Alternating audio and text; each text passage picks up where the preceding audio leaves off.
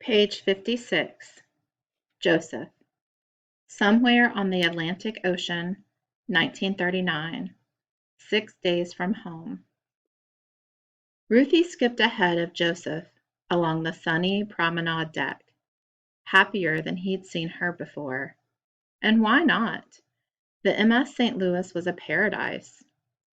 Banned from movie theaters in Germany because she was a Jew, Ruthie had seen her first cartoon on board during movie night and loved it, even if it was followed by a newsreel with Hitler yelling about Jews. 3 times a day they ate delicious meals in a dining room laid out with white linen tablecloths, crystal glasses, and shining silverware, and stewards waited on them hand and foot. They had played shuffleboard and badminton, and the crew was putting up a swimming pool, which they promised to fill with seawater once the St. Louis hit the warm Gulf Stream. Everyone on the crew had treated Joseph and his family with kindness and respect, despite his father's repeated warnings that all Germans were out to get them. In 5 days, Papa hadn't come out of their cabin once, not even for meals, and Joseph's mother had barely left his side. And the crew wasn't just being nice because they didn't know Joseph and his family were Jews. No one wore their Jewish armbands on the ship, and there were no J's above any of the passenger compartments, because all the passengers were Jews. All 980 of them. They were all going to Cuba to escape the Nazis. And now that they were finally away from the threats and violence that followed them everywhere in Germany, there was singing and dancing and laughter. 2 girls around Ruthie's age, wearing matching flowery dresses, were leaning over the railing and giggling. Joseph and Ruthie went over to see what they were doing. One of the girls had found a long piece of string and was dangling it over the side, tickling the noses of passengers who were sleeping in chairs down on A deck. Their current victim kept batting his nose like there was a fly out in it. He bopped his nose hard enough to jerk awake, and Ruthie laughed hysterically. The girls yanked up the string, and they all dropped to the deck behind the rail, where the man couldn't see them laughing. "I'm Joseph," he told the other girls when they'd all gathered together, "and this is Ruthie." "Joseph just turned 13," Ruthie told the girls. "He's going to have his bar mitzvah next Shabbos." A bar mitzvah was the ceremony at which a boy officially became a man under Jewish law. It was usually held on the first Shabbos, the Sabbath, the Jewish day of rest, after a boy's 13th birthday. Joseph couldn't wait for his bar mitzvah. "If there's enough people," Joseph reminded his sister. "I'm Renata Aber," said the older of the 2 girls, "and this is Evelyn." They were sisters, and amazingly, they were traveling alone. "Our father is waiting for us in Cuba," Renata told them. "Where's your mama?" Ruthie asked. "She wanted to stay in Germany," Evelyn said. Joseph could tell it wasn't something they were comfortable talking about. "Hey, I know something funny we can do," he told them. It was a trick he and Klaus had played on Herr Meyer once upon a time. Thinking about Klaus made Joseph think about other things, but he blinked away the bad memories. The MS St. Louis had left all that behind. "First," Joseph said, "we need some soap." Once they had found a bar, Joseph showed them how to soap up a door handle so that it was so slick it was impossible to turn. They used it on the door handles of cabins up and down the passageway on A deck, then hid around the corner and waited. Soon enough, a steward balancing a large silver tray came down the hall from the other end and knocked on a door. Joseph, Ruthie, Renata, and Evelyn had to swallow their snickers as the steward reached down with his free hand and tried and failed to open the door. The steward couldn't see because of the big platter he held, and as he fumbled with the knob, he lost his hold on the tray, and the whole thing came crashing down with great clatter. All four of them burst out laughing, and Joseph and Renata pulled the two younger children away before they could be caught.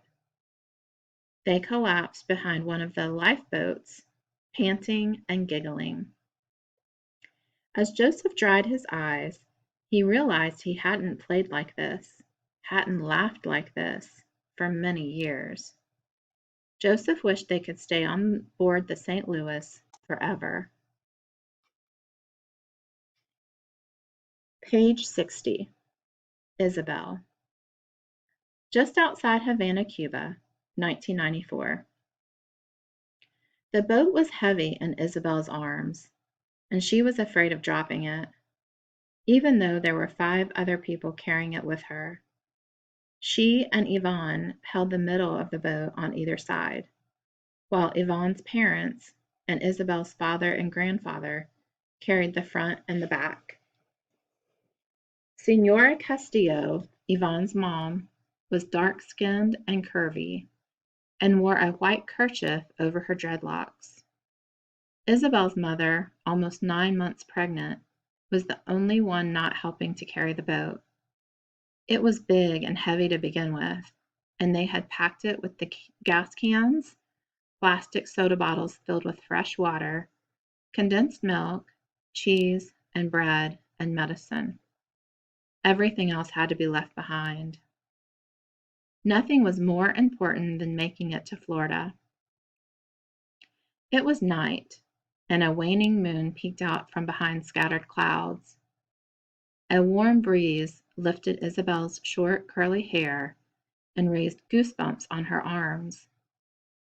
Fidel Castro had said that anyone who wanted to leave was welcome to go, but that was hours ago. What if he had changed his mind?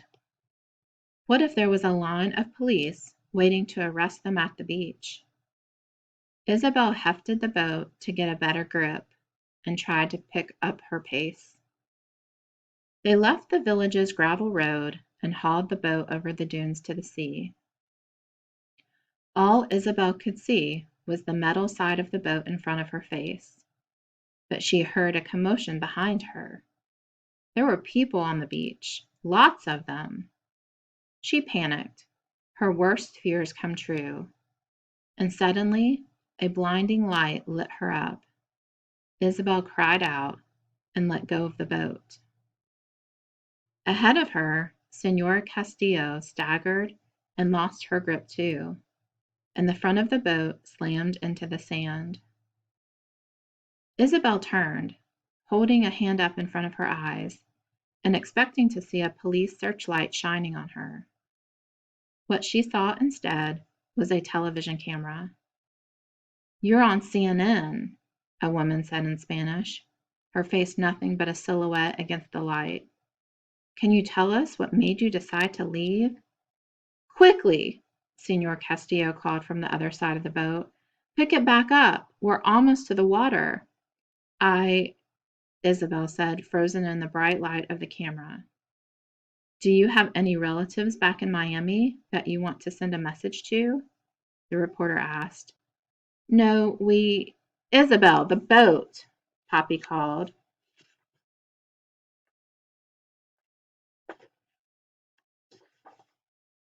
The others had already lifted the boat up out of the sand and were lurching toward the sound of the crashing waves. The bright lights of the camera swung away from Isabel and lit up what looked like a party on the beach. More than half their village was on the sand, clapping, waving, and cheering on the boats. And there were so many boats.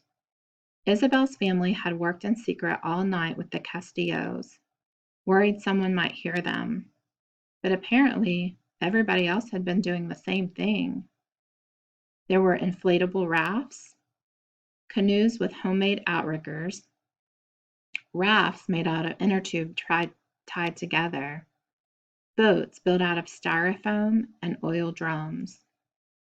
A rickety-looking raft made out of wooden shipping pallets and inner tubes raised a bedsheet sail, and as it caught the wind, the villagers on the beach cheered. When another raft made out of an old refrigerator sank, everyone laughed. The camera lights swung around again, and that's when Isabel saw the police. There was a small group of them, up on the rocks overlooking the inlet. Not nearly as many as there had been in Havana, but enough. Enough to arrest her family for trying to leave Cuba. But these police weren't doing anything. They were just standing and watching. Castro's order to let people leave must have still been good. "Chabela," her mother called. "Chabela, come on." Mommy was already in the boat, and Papi was helping Yvonne in. Senor Castillo was trying to get the motor started. Isabel waded into the water, the waves lapping up to the bottom of her shorts. She was almost to Papi's outstretched arms when she saw her father's eyes go wide. Isabel looked back over her shoulder. Two of the policemen had broken from the group and were running toward the water. Toward them. "No, no, they're coming for me," Papi cried. Isabel fell into the water and swam the rest of the way to the boat, but her father was already climbing over the side. "Start the engine," he cried. "No, wait for me," Isabel yelled, spitting seawater. She got a hand to the side of the boat and looked back. The two policemen had hit the surf and were running high-legged through the waves. Worse, the other policemen were running too, and they were all headed for the Castillo's boat. Hands grabbed Isabel and helped her climb to the side of the boat. "Yvonne!" But when he got her aboard, Yvonne and his mother then reached their hands out for the two policemen who were chasing them. What were they doing? "No!" Papi cried, scrambling as far away from them as he could. Yvonne and Senora Castillo grabbed the arms of the two policemen and pulled them on board, and they all collapsed into the bottom of the boat. The policemen pulled off their berets, and Isabel recognized one of them instantly. One was Luis, the Castillo's elder son. The other policeman shook out his long black hair, and Isabel started to realize it wasn't a policeman at all. It was a policewoman. When she took Luis's hand, Isabel guessed she was his girlfriend. This must have been the Castillo's plan all along, for Luis and his girlfriend to run away with them. But they had never told Isabel and her family. Pop! A pistol rang out over the waves, and the crowd on the beach cried out in panic. The pistol fired again. Pop! And ping! The hull of the Castillo's boat rang as the bullet hit it. The police were shooting at them again. But why? Didn't Castro say it was all right to leave? Isabel's eyes fell on Luis and his girlfriend, and she understood. They had been drafted into the police, and they weren't allowed to leave. They were deserters, and deserters were shot. The motor coughed to life, and the boat lurched into a wave, spraying Isabel with water. The villagers on the beach cheered for them, and Senor Castillo revved the engine, leaving the charging policemen in their wake. Isabel braced herself between two of the benches, trying to catch her breath. It took her a moment to process it, but this was really happening. They were leaving Cuba, her village, her home, everything she'd ever known, behind. Isabel's father pitched across the roiling boat and grabbed Senor Castillo by the shirt. "What are you playing at, letting them on board?" he demanded. "What if they follow us? What if they send a Navy boat after us?" You've put us all in danger." Senora Castillo batted Geraldo Fernandez's arms away. "We didn't ask you to come along." "It's our gasoline," Isabel's father yelled. They kept arguing, but the engine and the slap of the boat against the waves drowned their words out for Isabel. She wasn't paying attention anyway. All she could think about was the 90 miles they had to go and the water pouring in from the gunshot hole in the side of the boat. Page 66. Mahmoud, just outside Aleppo, Syria, 2015, one day from home. Mahmoud's father stopped their Mercedes station wagon for gasoline at a little roadside station north of Aleppo. Walid and Mahmoud sat in the car with their mother while she nursed Hana under a blanket.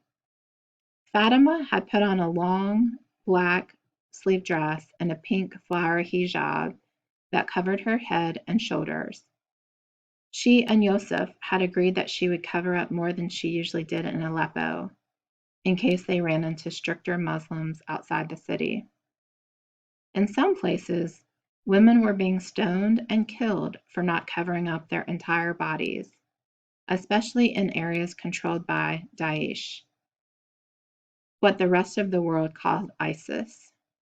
Daesh thought they were fighting the final war of the apocalypse, and anyone who didn't agree with their twisted perversion of Islam were infidels who should have their heads cut off.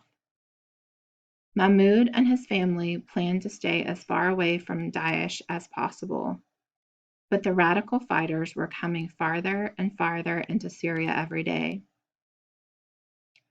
Mahmoud looked out the dusty car window as a jet fighter streaked by high above them, headed for Aleppo.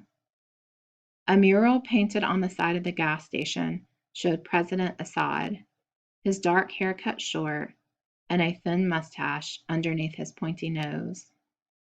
He wore a suit and tie in front of a Syrian flag.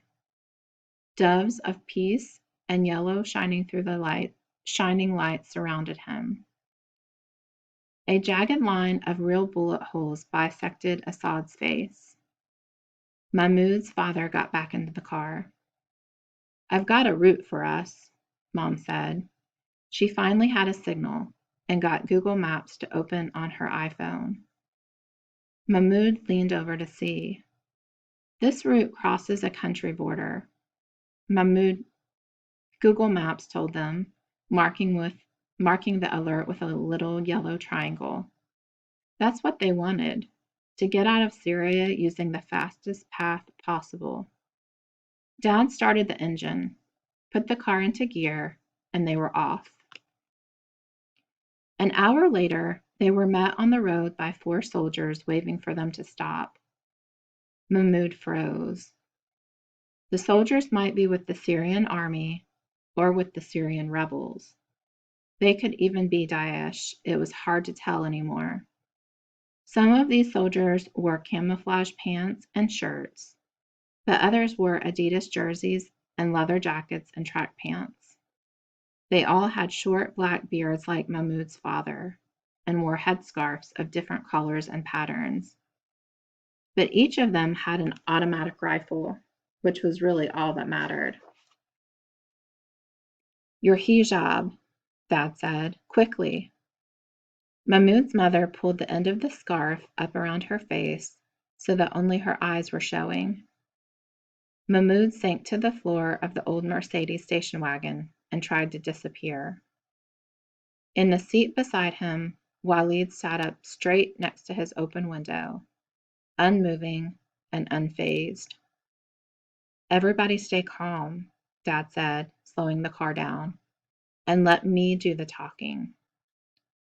One of the soldiers stood in front of the car, his rifle aimed loosely at the windshield, while the others walked around the sides,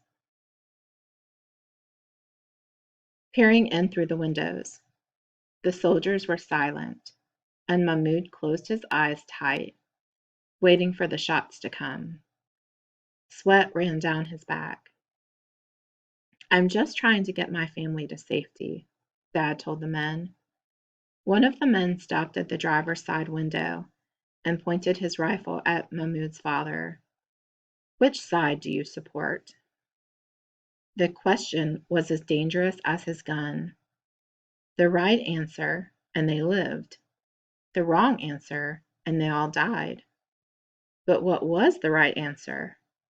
Assad and the Syrian army? The rebels? Daesh? His dad hesitated, and Mahmoud held his breath. One of the soldiers cocked his rifle. It was Walid who spoke up. We're against whoever is dropping the bombs on us, he said. The soldier laughed, and the other soldiers laughed with him. We're against whoever is dropping the bombs too, the soldier at the window said, which is usually that dog Assad. Mahmoud breathed again with relief. Walid didn't know it, but he'd saved the day. Where are you going? The soldier at the window asked. North, Dad said, through Azaz. The soldier opened the back door of the car and slid inside, pushing Walid into the back of the station wagon. No, you can't go through Azaz anymore, the soldier said. The Free Syria Army and Al-Qaeda are fighting there now. The door next to Mahmoud opened, and one of the soldiers nudged him up from the floor and into the back with Walid. Two more soldiers crammed themselves in the back seat, and the last one joined Mahmoud and Walid in the back with their backpacks. He was dusty and smelled like he hadn't had a bath in months, and the heat of the road radiated off of him and his rifle like a stove. Apparently, they were all coming along for a ride. One of the soldiers in the back seat snatched up Mom's iPhone and looked at the route. Use Apple Maps, another soldier said. No, you idiot. Google Maps is better, said his friend. See here, he told Mahmoud's father. You'll have to go over to Khatma and then north through Kestrel Sindo. The rebels and the army and Daesh are all fighting here, he said, pointing to the places on the map. Many guns and artillery, and the Kurds hold all this territory here. Russian airstrikes have hit here and here in support of that Alawag pig Assad, and American drones are attacking Daesh here and here. Mahmoud's eyes went wide. Everything the soldier was describing stood between them and Turkey. Go back south, one of the soldiers told Mahmoud's father. You can let us off at Highway 214. Dad turned the car around and drove. The soldier with the iPhone scrolled up the map to see their destination. You're going to Turkey? I went to engineering school there, Mahmoud's father said. You shouldn't be leaving Syria, said one of the soldiers. You should stand up for your country. Fight the tyrant Assad. Between Assad and Daesh and Russia and America, Mahmoud thought, there wasn't much of a Syria left to fight for. I just want to keep my family safe, Dad said. My family was killed in an airstrike, one of the soldiers said. Maybe when yours is too, you'll take up arms, but by then it will be too late. Mahmoud remembered the horror he had felt when his apartment building collapsed, and he thought his mom was still inside. The fear he'd felt when they couldn't reach his father. If his parents had died in the airstrike, would he want revenge on their killers? Instead of running away, should Mahmoud and his father join the rebels and fight to win back their country? Mahmoud's dad kept driving. They were almost to the highway when gunfire erupted nearby, and bullets pinged into the car. Mahmoud screamed and dropped to the floor as broken glass sprayed him. One of the back tires exploded, and the car swerved wildly and screeched as his dad fought to keep control of it. Mahmoud and Walid went tumbling, and the soldier in the back rolled on top of them. The soldier had a hole in his head. Mahmoud screamed again and pushed the man away as the car skidded to a stop. Bullets whizzed by, then caught the car again, and Mahmoud's dad threw open the driver's side door and pulled Mom and Hana out with him. "Get out of the car!" he cried. The soldiers in the back seat kicked open the door on the left side and spilled outside. More bullets whizzed by and overhead, and soon the rebel soldiers who'd been riding with them were returning fire, their automatic rifles booming in Mahmoud's ears like he was in a barrel, and they were beating on the outside of it with hammers. All Mahmoud wanted to do was curl up into a ball and disappear. But he knew if he and Walid stayed in the car, they would end up like the dead soldier beside them. He had to get up, get out, move. His heart was pounding so hard he thought it would burst right out of his chest. But Mahmoud found the courage to grab Walid by the arm, drag him over the seat, and dive headfirst out the door. They tumbled into a ditch beside his parents. Hana was wailing, but Mahmoud almost couldn't hear her over the sound of gunfire. Mahmoud's dad waited for a pause in the gunfire, then scrambled back up the ridge for the car. "Yosef, no!" Mom cried. "What are you doing?" Mahmoud's father dove back into the front seat and yanked the iPhone and the charger cord from their Mercedes, just as the bullets ripped into the car again.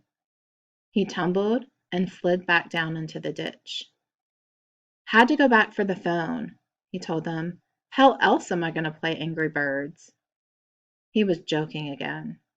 Mahmoud knew they needed their phones to help them get to Turkey. Without the maps, they'd be lost. Mahmoud's father waited for another lull in the shooting, and then they all hurried away from the car, leaving everything else they owned behind.